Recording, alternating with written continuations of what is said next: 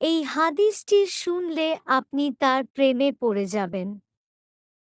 আপনি যখন নিজের ঘরে নীরবে কান্না করেন, আল্লাহ তখন ফেরেশতাদের উদ্দেশ্য করে বলেন, কোন জিনিস আমার এই বান্দার চোখে পানি আনল?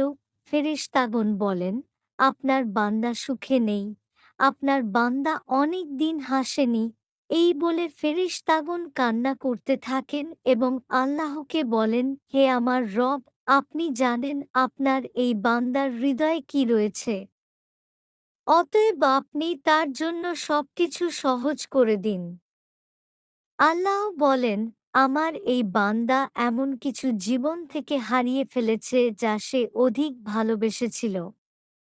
অতএব আল্লাহ বলেন, আমি শপথ করছি আমার বান্দা যা তার জীবন থেকে হারিয়েছে এর চেয়ে উত্তম জিনিস তাকে এনে দিব, যা দেখে দুনিয়া ও আখিরাতে সবাই বিস্মিত হবে। আলহামদুলিল্লাহ।